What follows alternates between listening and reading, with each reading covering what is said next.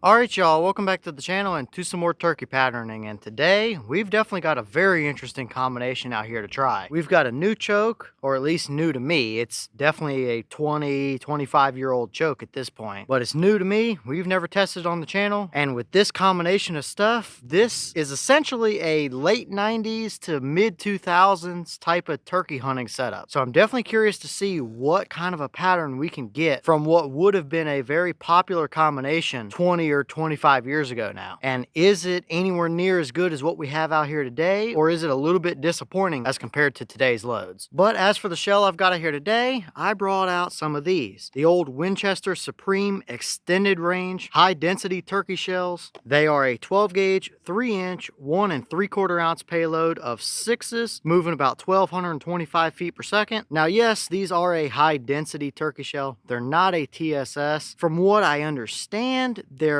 a little bit closer to a heavy shot type of mixture, but it's kind of hard to find information on these anymore. But it does say here on the back that they are 10% denser than lead. But these have always been a very surprisingly good performer for me. These were the shells I took my first turkey with a number of years ago, so I know they perform well, and I know they tend to pattern pretty decently, so I'm curious to see what they'll do through today's setup. And as for that setup today, I brought out my Remington 870 special purpose with the 24-inch Carlson's barrel and this choke. This is an old school Remington Ventilator choke. It's a 655 constriction, and from what I gather, these were around in the late 90s to early 2000s type of territory, and back then they seemed to be a very popular choice, and they seemed to pattern pretty well for people. So with this being kind of that late 90s, early 2000s combination with this choke and even this 870 here, I believe this is a 94 model-ish 870, and those Winchester Supreme extended shells, I'm definitely curious to see what this 20 or 25-year-old combination can actually do, because it might give us some pretty good looking results. So as for today's test, everything is the same as usual. I've got the turkey paper set up at 40 yards, and I've got the chronograph so we can get our velocity from the shell. So let's get you guys a view of that target and see what this kind of old school nowadays setup can actually do.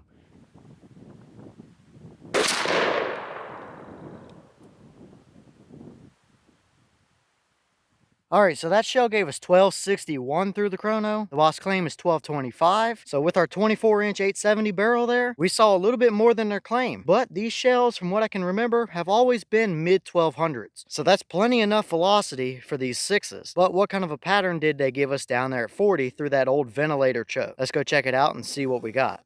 Alright, so now we're down here at our 40-yard target, and this is what we got. And we absolutely do have a dead bird there all day long. And there's nowhere in that entire turkey paper that he can move to and get away from you. So that is a very nice and uniform core area there, without a doubt. It's definitely not the hottest core that we've seen, and it's not Winchester Longbeard XR type of territory by any means. But that is a very dead turkey, whether it's today or 25 years ago. Now for the rest of the pattern, it's definitely a little bit more on the broad side as compared to some of today's turkey shells from Winchester, but it's not a bad pattern whatsoever. And for most of the pattern up here around this bird's head, it's a pretty nice and even spread. You really don't have a ton of voids until you get to the outer edges of the pattern. And as for those outer edges, they are definitely not perfect by any means. We had several flyers way down there at the bottom and stuff, and it definitely gets a little splotchy right around the very edges of the pattern. But really, that is a pretty solid pattern overall. There's shells today that you can go buy off the store shelf right now that are way worse than that combination. Now, I do believe that these old Supreme extended range high density 6s did perform quite a bit better through my Kicks 655 than they did through this old Remington Ventilator 655. And I did measure the choke. It is a true 655 constriction. So it kind of looks like both shell and choke technology have definitely come a long way since 20 years ago or so. But I can definitely see why this would be a pretty highly praised combination of stuff 20 years ago or so, because that is a very dead turkey. So overall, I don't think we can really complain too much about that combo. Have we seen better from those particular shells? Yes, we have, but it was from a much more modern and much more expensive choke than this as well. So for this combo being from the early 2000s-ish, I wouldn't be scared to hunt with that even today. That's easily a 40-yard turkey pattern all day long. So I'm definitely curious after seeing this as to how good of a pattern we can really get out of that ventilator choke as well. Because although it didn't give us a super, super tight, hot pattern, it seems to have thrown the pellets relatively evenly through the core. So if we can get some pretty even patterns out of it, then that's probably a pretty solid choke. So definitely a pretty interesting result here today. One that you can't really argue with. It's a dead turkey today. It would have been a dead turkey 20 years ago. And I wouldn't be scared to hunt with this combination if it's what I had. That would absolutely get the job done all day long, even though it might not be quite as refined as a modern setup could potentially be. So not bad, all things considered.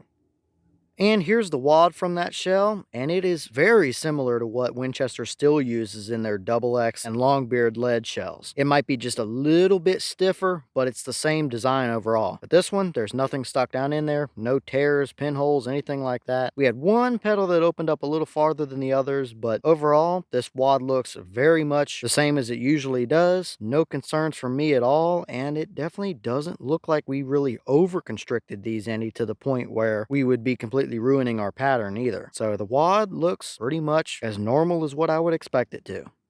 Alright y'all, well, what did you think about that performance right there? I think it's a pretty solid pattern overall. For being a 25-year-old combination of stuff, that's still a very viable turkey pattern, even today. Now, is it as good as what we might be able to get from a brand new load of Longbeard 6s? Definitely not. At least it's not quite as hot or tight of a pattern, but still, that's going to kill a turkey just the same. So if you were one of the ones that were using this exact combination 25 years ago, it seems like this would have been a very good option back then. Because even today, I wouldn't be scared in the slightest to hunt with that. It's not the perfect pattern, and it might not be the best pattern we've seen out of those particular shells, but still, a dead turkey's a dead turkey, and that pattern is more than good enough to get one at 40 yards all day long. So leave all your thoughts down in the comments. Is that about what you expected to see? Were you surprised one way or the other? Have you ever run one of the old Remington Ventilator chokes, or the old Supreme extended range high density turkey loads, or anything like that? And if so, what kind of results have you seen from them? And is there another shell or choke combo that you want to see us try with either those old Winchester shells or that Remington Ventilator choke? Let me know all that down below. But at the end of the day here, I don't think we can really complain too much about that result right there. There's a good number of modern shells that can't perform quite that good. So we definitely don't have much to complain about, all things considered, I don't think, for what this setup and combination actually is. So with that being said, I've got some more testing to get done for you guys. As always, we have the channel Instagram